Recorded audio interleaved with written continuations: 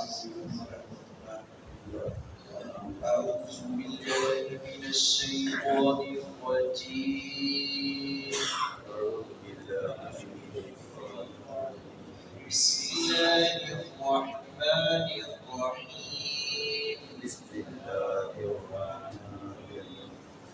إن حسابهم إلا على ربي لو تشكرون وما أنا بطارد المؤمنين إن أنا إلا نذير مبين قالوا لئن لم تنته يا نوح لتكونن من المرجومين قال رب إن قومي كذبون۔ حضرت نوح علیہ السلام نے اپنی قوم سے مخاطب ہو کر کہا، جب انہوں نے تقسیم کی، جھٹلایا، ٹھٹھا اور مذاق کیا، تو فرمانے لگے کہ یہ اللہ رب العزت جو ہے ان کا حساب کرے گا۔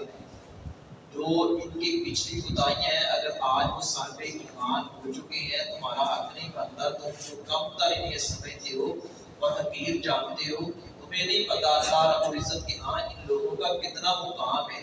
جو اہل التقویٰ ہیں، جو صاحب ایمان ہیں اور نیک اعمال کرتے ہیں ایمان کے ساتھ ساتھ، اس کا اللہ رب العزت کے ہاں جو ہمارا سب کا پروردگار ہے، اس کے ہاں ان لوگوں کا بڑا مقام ہے۔ تم تو حقارت کی نگاہ سے دیکھتے ہو، تمہیں اس بات کا شعور نہیں ہے۔ مجھے تو صرف کھلا ڈرا کر اپنا ڈرانے والا بنا کر ڈرانے والا بھیجا گیا ہے، اور بتایا گیا ہے کہ لوگوں کو اللہ کے غضب سے ڈرانا ہے، اور بتایا گیا، مجھے حکم دیا گیا، اس بات کا پابند کیا گیا ہے کہ لوگوں کو صراط مستقیم کی طرف رہنمائی کرنی ہے، جو جنت کی طرف لے کر جاتا ہے۔ شرک سے خبردار کرتے ہیں، اور شرک بہت بڑا کبیرہ گناہ ہے، شرک بہت بڑی لعنت ہے۔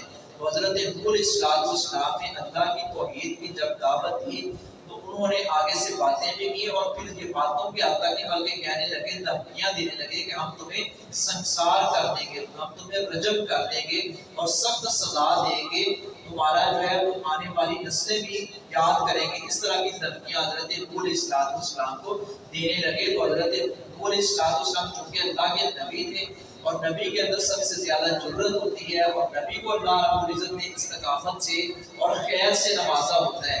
حضرت نوح علیہ السلام ڈگمگائے نہیں، اپنے مشن پر گامزن رہے ہیں۔ سب سے بڑی بات ہے استقامت۔ کلمہ پڑھ لیا، اس کے بعد بات پر ڈٹ جانا، پکے ہو جانا۔ وہ تو ہم سبھی مسلمان ہیں، لیکن پتہ اس وقت چلتا ہے جب صبر والا معاملہ ہوتا ہے، جب استقامت والا معاملہ ہوتا ہے، پھر انسان کس قدر ثابت قدم ہے جب اس کی طرف سے تھوڑا بہت حالات جو ہے اونچ نیچ ہوتی ہے۔ اس لیے ہمیں ثابت قدمی اور صبر کا دامن کبھی نہیں چھوڑنا چاہیے۔ انبیاء کرام نے اس بات کا درس دیا ہے۔ وہی بندہ توحید میں پکا ہے جو صبر کا مظاہرہ کرتا ہے، جو استقامت پر ہے۔ دوسرے کی توحید اللہ رب العزت کے ہاں قبول نہیں ہے، جو صابر نہیں ہے اور جو استقامت پر نہیں ہے۔ زبان سے کہہ بھی دیا لا الہ تو کیا حاصل، دل و نگاہ سے مسلمان نہیں تو کچھ بھی نہیں۔ ان حساب نہیں ہے ان کا حساب اللہ مگر اللہ ربی، میرے رب کے ذمہ۔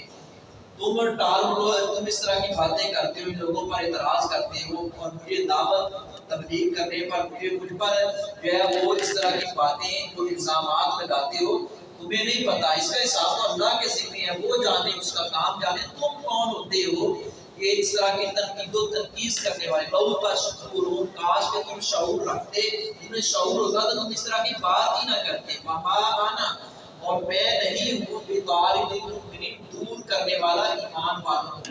میں ایمان والوں کو اس طرح کی باتیں جو ہے وہ سنا کر کے نہیں جی آپ نے تو ساری زندگی گناہوں میں گزاری ہے، اب آپ کا ایمان جو ہے فائدے مند نہیں ہوگا، یا آپ کلمہ پڑھ لیں اور اسلام کی دعوت کو تسلیم کر لیں، قبول کر لیں تو آپ کی جو ہے پچھلے گناہ معاف نہیں ہوں گے، ایسی بات نہیں ہے۔ میں لوگوں کو متنفر کرنے والا نہیں، میں لوگوں کو منتشر کرنے والا نہیں، بلکہ میں لوگوں کو مجتمع کرنے والا ہوں، جمع کرنے والا ہوں اور خوشخبری سنانے والا ہوں، اللہ کی توحید کی طرف بلانے والا ہوں۔ یہ ساری باتیں نوح علیہ السلام اپنی قوم سے مخاطب ہے اور ان سے فرما رہے ہیں ان انا الا نذیر مبین، نہیں ہوں مگر میں بلا ڈرانے والا، یعنی جہنم سے ڈرانے والا، اللہ کے غضب سے ڈرانے والا۔ قالوا، انہوں نے کہا لئن لم، یقیناً اگر تو تنتہی باز نہ آیا، لئن لم یقیناً اگر تو تنتہی باز آیا، اگر تو باز نہ آیا، پورے اسلام کو اس طرح کی باتیں کرے، اگر آپ باز نہ آئے یا نوح، اے نوح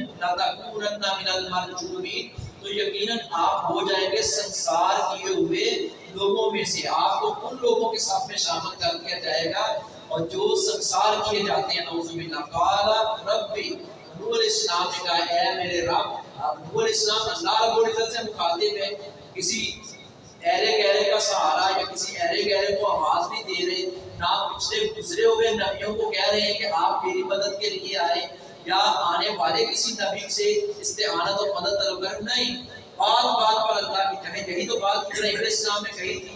حضرت ابراہیم علیہ السلام نے واضح کیا میرا رب ہے جو زندہ بھی کرتا ہے، مارتا بھی ہے، کھلاتا بھی ہے، پلاتا بھی ہے، اور جب میں بیمار ہوتا ہوں وہی شفا دیتا ہے۔